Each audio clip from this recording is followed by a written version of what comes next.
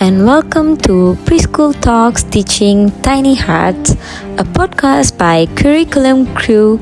We are four Segi Diploma candidates who believe that curriculum planning is more than checklist. It's really like a love letter for our preschoolers. Hi, I'm Vimala. Today we are jumping into 6 real preschool perfect topics that every educator and parent should acknowledge. So, lodge in with us for a whole lot of laughter, learning, chaos, and love. From standardized curriculum issues to ensuring child safety, we'll share stories, strategies, and even hear from an expert. Here is login. So, let's start with our talks, teaching tiny hearts. Let's start with the backbone of Malaysian Preschool KSPK, or well known as the National Preschool Curriculum Standard. It gives us structure, but we often face challenges when it's applied too hard. Let's unpack what this looks like in real classrooms. During my last year of teaching, I taught twins. Although they share the same birthday, their developmental stages are completely different. One can write fully, but the other is still exploring letter sounds. So, how did you handle that? I made adjustments. I enable one student to engage in journal writing while the other utilizes phonics songs and sound trays. The learning objective remains the same, but I employ various approaches to achieve it. That's what curriculum should do, support, not restrict. The National Association for the Education of Young Children remind us treating curriculum as a guide rather than a fixed path. This flexibility enables children to thrive. Adapt KSPK through multisensory learning and flexible pacing. Thank you, Roshini. And now, let's move to our second topic, meeting individual learning needs. I believe that in every single classroom, there are multiple different learners. You will find visual learners, kinesthetic learners, auditory learners, children with speech delays, and some even with super sharp memories. I had a boy who was non-verbal. Worksheets overwhelmed him. But once I introduced visual schedules and movement games, he engaged and smiled. How did you keep an eye on his progress? I tracked his progress using an app called Seesaw to send weekly videos to his parents and personalize his lessons. Now, that's real inclusive planning. UNESCO encourages differentiated instruction to close learning gaps.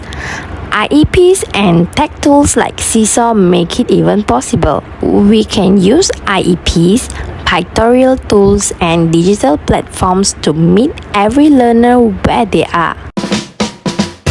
Let's move on to the powerful role of families and communities.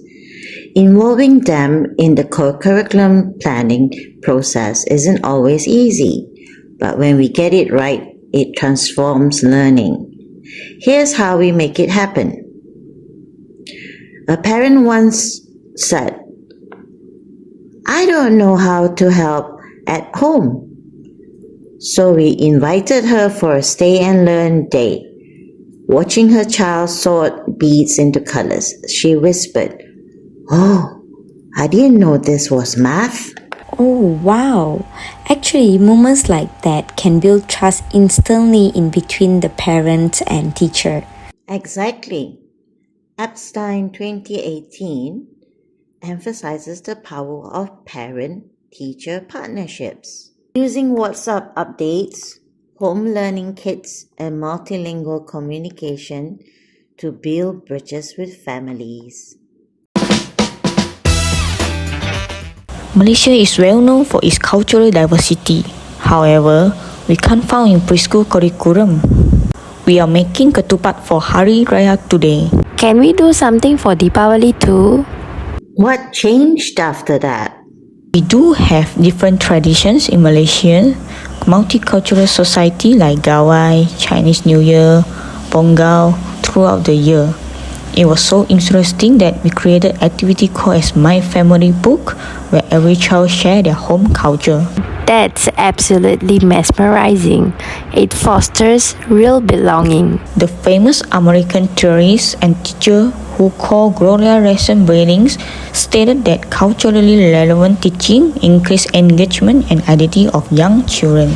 We have some examples that could involve in multicultural learning. For example, songs, storybooks, projects, as well as the class displays.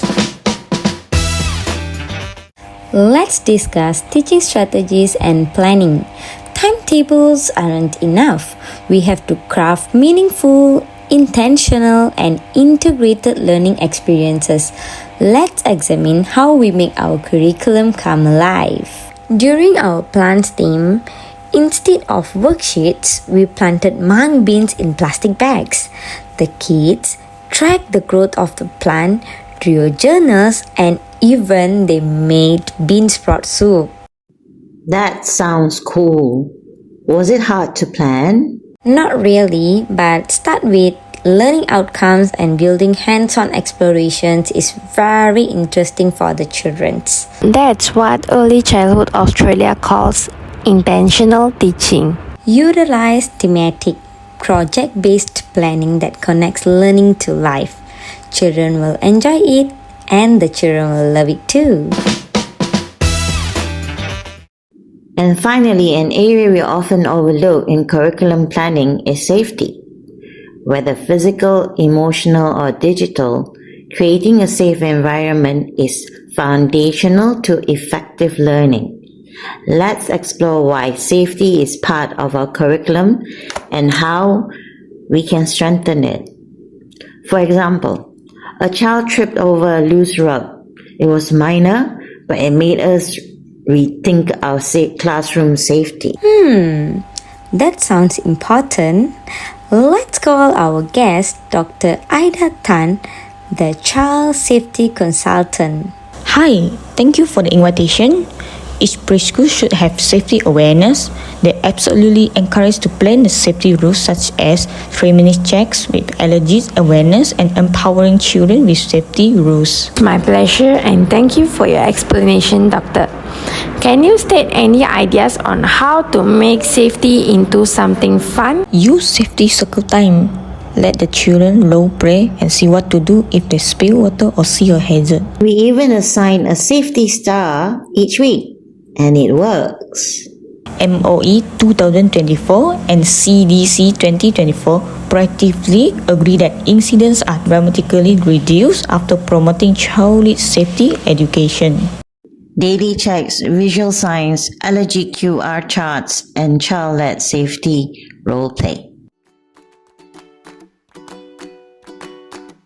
Today, we had explored issues and experiences faced by every preschool educator, as well as the strategies of hard lead in early childhood curriculum planning and development.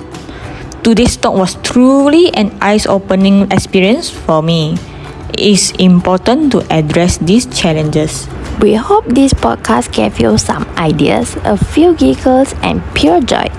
In conclusion, preschools are always more than just ABCs and 1, 2, 3s. Always remember, teaching tiny feet isn't as easy as it sounds, but trust me, it's always worth it. Because at the end of the day, we get warm hugs, adorable kisses, and sometimes the sweetest word of all, Mommy. As we conclude this episode of Teaching Tiny Hearts, we extend our gratitude to you, our listeners, fellow teachers and supporters for accompanying us on this journey. Curriculum planning in early childhood involves more than simply checking off items or addressing subjects. It's focused on creating spaces where children feel secure, appreciated, and motivated to discover their surroundings. In conclusion, curriculum is not a rigid or fixed blueprint. It is a dynamic and responsive framework that grows along with the child. As children's interests and developmental stages, cultural backgrounds, and learning needs shift, so too must the curriculum adapt. We will see you next time for more stories, giggles, and preschool magics. Until then, keep those cute little faces smiling. Thank you for watching. Bye bye, teacher. Bye bye, teacher.